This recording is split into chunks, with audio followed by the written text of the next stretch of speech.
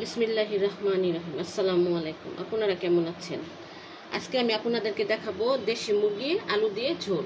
এখানে আছে একটি আমান মুরগি আর দুটো আলু কাটা। এখানে আছে আপনার 5 টেবিল চামচ সয়াবিন তেল এখানে, আর এখানে আছে আপনার এই দুটার মধ্যে আছে আপনার আদা, পেঁয়াজ আর রসুন। এখানে আছে 4টা পেঁয়াজ, 2টা রসুন আর অল্প পরিমাণ আদা। যেহেতু মুরগির মাংসের মধ্যে আদা কম লাগে, আদা এগুলো আমি একসাথে ব্লেন্ড করে নিয়েছি। আর এখানে আছে আপনার 2 চামচ হলুদের গুঁড়া, 2 চামচ মরিচের গুঁড়া, 1 চামচ জিরার গুঁড়া। এগুলো একসাথে পানি দিয়ে আমি মিশিয়ে নিয়েছি। আর এখানে আছে আপনার 3টা পেঁয়াজ কুচি। তাহলে এখন আমরা রান্নার এখন আমরা রান্নায় চলে যাই। এখন আমরা চলে এসেছি মূল উপকরণে। প্রথম আমি একটি কড়াই বসিয়ে চুলাটা জ্বালিয়ে দিয়েছি। কড়াইটা একটু গরম হলে এর মধ্যে আমি দিয়ে দিব তেল।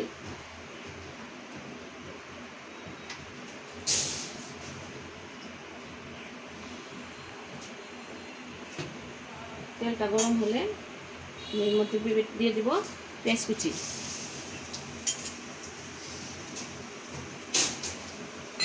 পেঁয়াজ কুচিটা আমি বাদামি কালার হওয়া পর্যন্ত ভাজবো।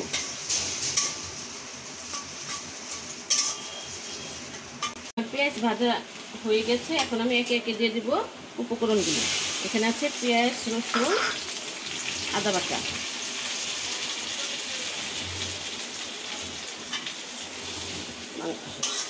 মশলাগুলো আমি একটু তেলের মধ্যে কষিয়ে নিচ্ছি।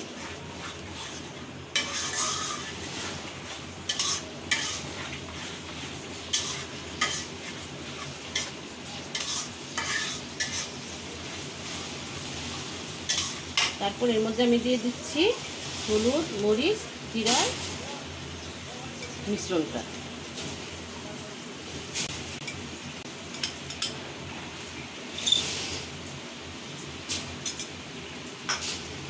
মিশ্রণটা দিয়ে এগুলো সবগুলো একসাথে করে ভালোভাবে কষিয়ে নিচ্ছি।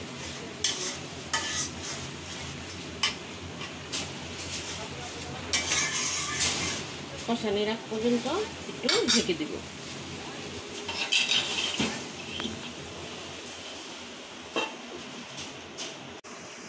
মশলা কষানো আমার হয়ে গেছে। এখন এর মধ্যে আমি মাংসগুলো দিয়ে দিচ্ছি।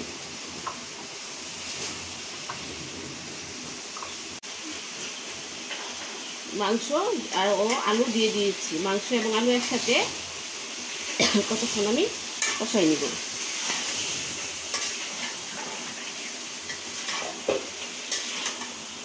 এর মধ্যে দিয়ে দিচ্ছি পরিমাণ মতো 3 টেবিল চামচ লবণ। এখন আমি এগুলো ভালো করে কষাই নেব।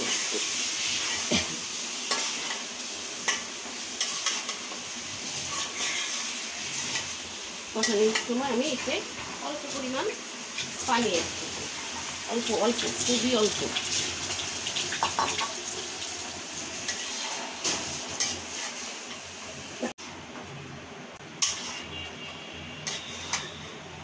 মাংস এবং আলুগুলো আমি কষিয়ে নিচ্ছি এবং 2 মিনিটের জন্য ঢেকে দিলাম। আবার 2 মিনিট পরে আমরা ফিরে আসবো। আমার মাংসটা কষানো হয়ে গেছে। এখন আমি এর মধ্যে দিয়ে দিচ্ছি 1/2 চামচ এলাচ ও গরম মশলা গুঁড়া দিয়ে একটু নাড়াচাড়া করে নিব।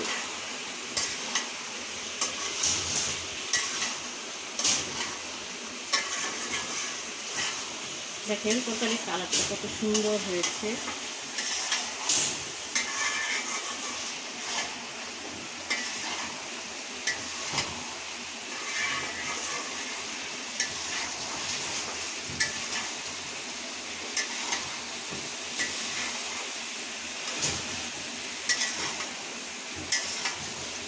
এখন এখানে আমি দিয়ে দিব পানি, 4 কাপ পরিমাণ পানি।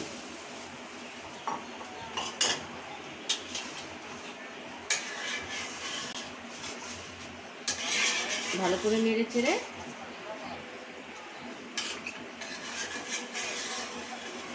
মাংস ও আলুটা সিদ্ধ হওয়ার আগ পর্যন্ত আমরা অপেক্ষা করব 10 মিনিট। আবার আমি ঢেকে দিলাম। রান্না হয়ে গেছে আমার দেশি মুরগি ও আলুর ঝোল। এখন আমি চুলাটা বন্ধ করে দেব। রেডি হয়ে গেল আমার দেশি মুরগি ও আলুর ঝোল। যদি আপনাদের কাছে রেসিপিটি ভালো লাগে তাহলে আমার চ্যানেলে লাইক ও শেয়ার করেন। ধন্যবাদ।